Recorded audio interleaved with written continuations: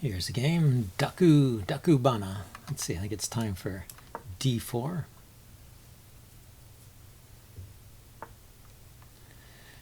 D4, knight c6. Well, we'll see what this is. Maybe he's trying to play the two knights tango. No, he's playing something else. So I think I could just push the pawn forward here. This is the Nimzowitsch defense, maybe? Except it's normally played against e4. e4, knight c6. Sorry, e4, knight c6, and then d5 or e5. Okay. So he has the possibility of playing knight to b5 and ganging up on the c2 square. So let's knight b4. Let's stop knight b4.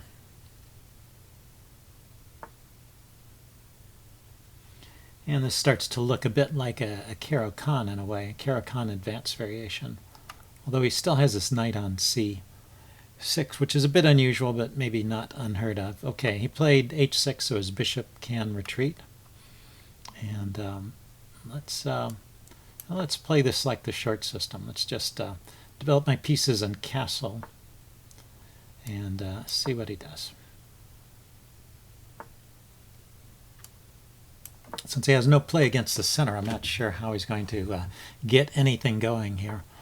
But, oh, that's how he's going to do it. He's just going to push the pawns forward. Okay, well, if the pawn goes forward one more step, I can play knight to h4, hitting his bishop. So let's prepare that a little bit. The knight on h4 is maybe a bit exposed, along this file here. Okay, so he doesn't want me playing knight h4, so he puts his knight there on g6. Let's see, can I harass that bishop in any way? Let's bring my knight over.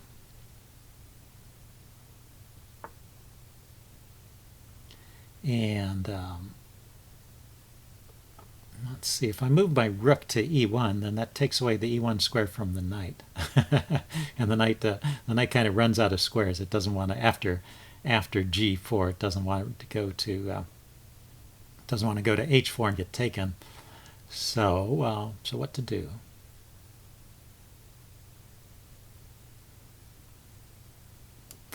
How about if I bring the king up?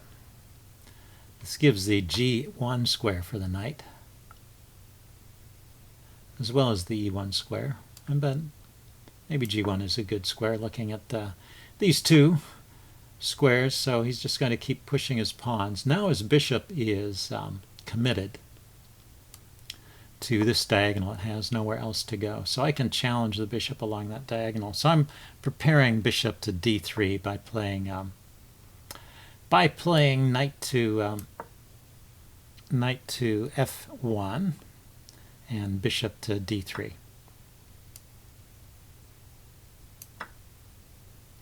And I don't think he can get anything going on the h file. We'll see.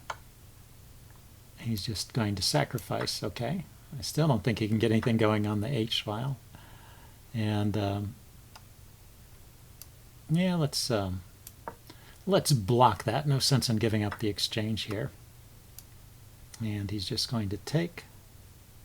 And his queen can come into h4 if I'm not careful. So let's take with a pawn to prevent that queen h4 idea. I still want to play bishop to d3 here and get rid of his light squared bishop.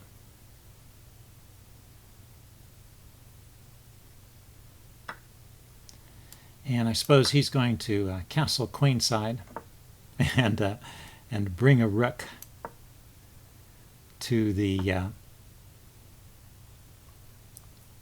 over to the h file. So I'm preparing rook to h1.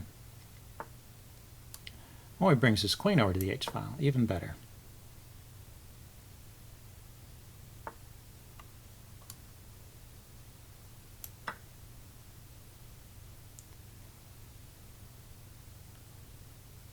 So let's get rid of all his extraneous pieces here. He doesn't seem to want them anyway. And oh, he wants to save a piece. What do you know? Okay, well, that looks like a good square for the knight. The rook has a good square on h4, and I can bring the queen behind the rook. Maybe queen f1 to h1 would be a good plan.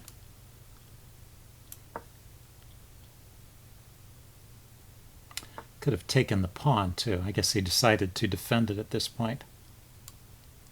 But there's no point in opening up lines, so it's not necessarily clear. It's not clear that I would have wanted to take that pawn anyway. So when I bring my queen to h1, he can bring his knight here to try and defend the h8 square, but I can just trade it off, and my bishop is still covering these dark squares, so I think this is still a good plan, queen h1 here. Yeah, he's just letting all these trades happen. I guess doesn't really care if he wins or not. He just wants to play quickly and get it over with. He has 5 minutes and 30 seconds left, and he started with 5 minutes, so he's played quickly for sure. Okay, how do I best finish this off? I mean, this move here, bishop to f4, was calling out to me, but really, does it accomplish anything? I think penetrating with my queen is the best bet. And yeah, I can start by bringing the queen here. It connects with my bishop, and it puts pressure on his pawn here. And let's see, he brings his king over to the other side of the board. Okay, let's bring my bishop in.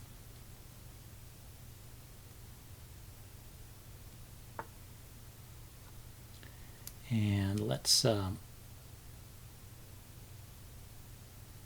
it's the best way to oppose his queen. If I play my queen there, then his queen will come to the h-file, which I don't really want to allow.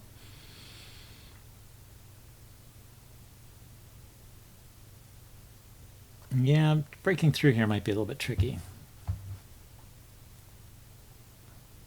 Let's hold the position for a little bit and see what he does. Maybe he'll find some other active plan to try and disrupt things, and I can take advantage of it.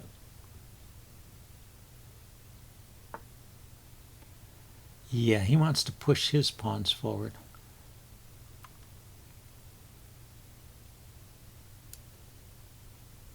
Here's an idea. I put my bishop on the h-file and bring my queen over here. But, well, if he is going to play on the queen side, I should make sure these pawns are defended. Can he attack any of them? He can attack the c pawn, I guess. Let's see. So if I play my queen to the back rank and he plays queen c6, yeah, I don't like that. Let's bring the queen back this way.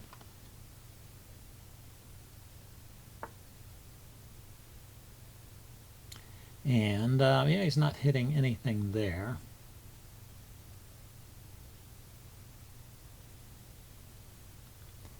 So if I play c4, he takes, I take, he takes with the queen. Can I get a clever check on this diagonal? Actually, it's not so easy, is it? Let's go here with the queen. Maybe I can get the queen in a position to prepare c4,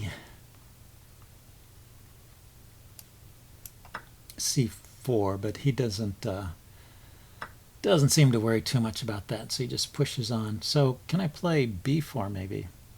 b4, pawn takes, pawn takes, pawn takes. Oh, pawn goes forward, he takes, I take, he takes. Yeah, he's got a pawn in front of his queen. I guess I need to push forward to prepare that, or bring the bishop back. And the bishop from this square is looking at b4 indirectly. That looks interesting. He brings his queen back that way. Okay, he can push that pawn forward with a check. That's true.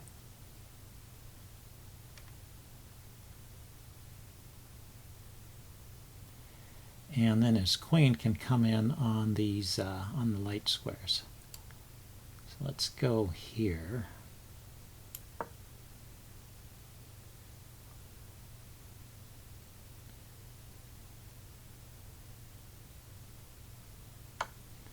And he gets his check.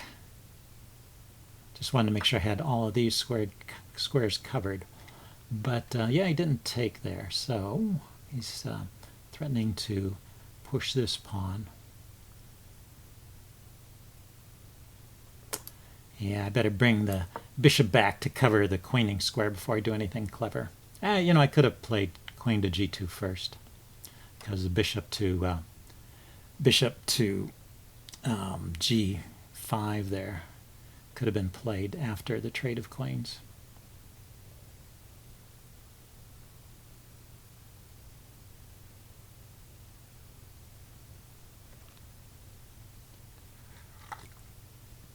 He's going to use time on his clock. He's now down to 5 minutes, down to the 5 minutes he started with. Well, let's count the pawns. Let's see, 1, 2, 3, 4, 1, 2, 3, 4, 5, 6. Oh, he didn't want to allow me to take his queen. Okay, so what can I do?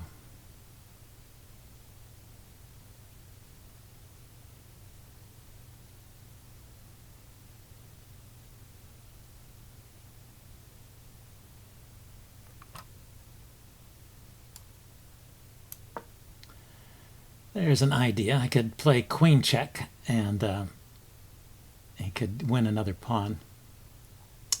He disallows that idea. Let's go for the check anyway. That might be worth something. My bishop, I can come in. His queen is guarding that square. I pick up one pawn with check, and then I can grab this pawn. And I might as well do that. Gives me a passed pawn over here. Let's see. So I come back and grab this pawn. This is protected. This is protected. And his checks along the diagonal don't seem to be too effective. He can check. Oh, he didn't do that. He could have checked here. Well, he was worried about getting behind on the clock, I guess. Okay, let's push the h-pawn forward. A-pawn forward. Push the A-pawn forward. Goes there with this king. So we're close to being able to force some exchanges. Yeah, I could have forced an exchange there with queen to c4 would force an exchange. And yeah, it would leave him with a passed pawn. It's not entirely clear. No, if he takes, then I push that pawn. That is clear. That is winning. So what I'm talking about is queen c4, queen takes, pawn takes, king takes on c4, and then I just push this pawn and he can't catch it. So there's a threat. Oh, he's dropped down below 5 minutes. So that still leaves this check possibility, so let's go for it. Take that off. That's even more clear. Get rid of all of his extraneous pawns here.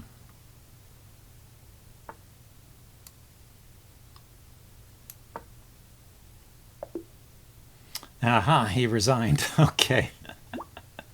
Well, anyway, I will upload that and do a postmortem. See you guys later. Bye.